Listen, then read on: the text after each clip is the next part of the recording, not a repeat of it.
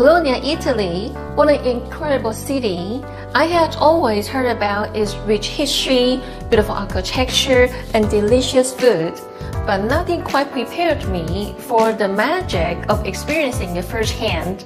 For 2.5 days, we explored the historic center of Bologna, and I want to share some highlights of my first visit to this charming city. There is something peaceful about walking through the quiet streets of Bologna in the early morning. The air was crisp, the pace was relaxed, and there was no rush. As I walked around the streets, the thing that struck me was the architecture. Bologna is a medieval city with many towers that give the city a unique character. Unlike other Italian cities, these towers don't just stand tall, they tilt, adding to its charm. Although we weren't able to climb most of the towers based on different schedules and safety constraints, we experienced the city and taking in the beauty of these ancient structures. Each street and building seemed to have a story to tell. As we wandered through the streets, we stumbled upon a hidden gem, Congregazione del Oratorio. We weren't expecting to find such an extraordinary stuff along our path. This beautiful church took us by surprise. For a small local church, the design was absolutely breathtaking, and the artwork was unlike anything I had seen before. The peaceful atmosphere left a lasting impression. When we arrived at Piazza Maggiore, the heart of the historic culture center, it was just as magical as I had imagined. The sun was shining, but it wasn't too hot, around 50 degrees, which was perfect. The square wasn't crowded, giving us a chance to fully appreciate the grandeur of the space.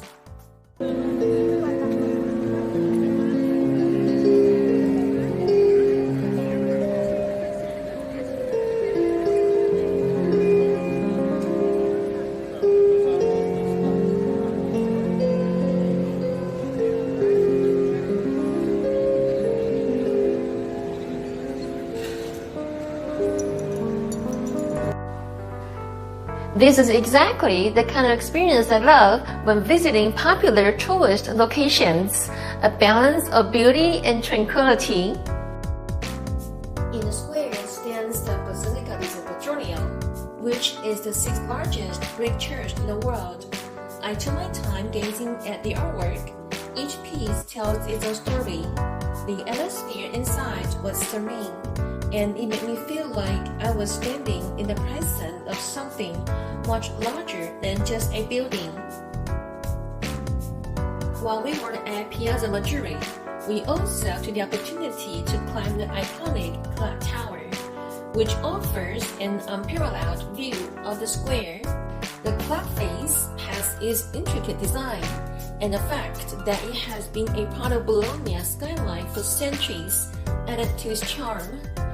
Climbing the original staircase, which was very narrow and steep. Every visitor had to sign a waiver before going all the way to the top of a tower, and yes, it's better to take each stair with caution. You definitely don't want to rush while climbing those stairs.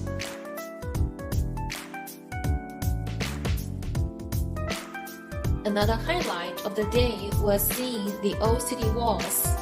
These defensive walls, built over 1,000 years ago, were originally designed to protect the city from invaders.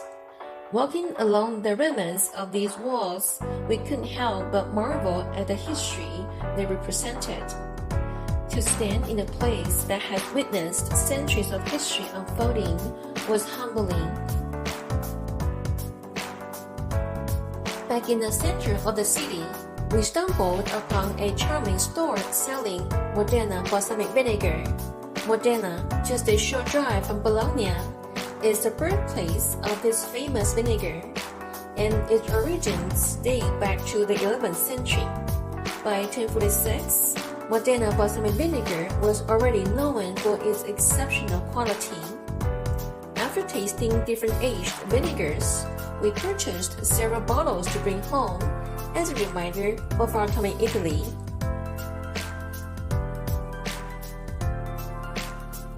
As the day turned to night, we noticed that the city came alive. Locals were gathering in the piazzas or heading out to restaurants, creating a lively yet relaxed atmosphere. It was comforting to feel so safe and welcome in a foreign city. Italy is known for its food, and we wanted to enjoy as much of a local cuisine as possible. We decided to start our gastronomic adventure with a platter of local meats and cheeses, perfectly paired with handmade tigelle bread. For those unfamiliar, tigelle are small, round flatbreads, typically served warm, and they made the perfect complement to the rich flavors of the cured meats and cheeses. Every bite was a reminder of how food can tell a story about a place, and Bologna's culinary traditions were certainly a highlight of our trip. For dinner, we chose Ristorante Diana, a local institution that has been serving delicious meals since 1909. We arrived just before 8 p.m., which felt like a late dinner for us, but not for the locals. In Bologna, it's normal for people to eat late, with some guests not arriving until 9 p.m. or even later. If you're planning to dine at Ristorante Diana, I recommend making a reservation, as it's a popular spot for both locals and tourists alike. We opted for two traditional dishes, short pasta with sausage and tortellini in brodo. The pasta with sausage was hearty and comforting, and the tortellini in brodo was flavorful. Although my tortellini were a bit more al dente than I'm accustomed to, however, the broth was rich and savory. Each spoonful was a reminder of Bologna's love for simple yet tasteful flavors. The real surprise of the evening came with dessert. We ordered tiramisu and semifreddo.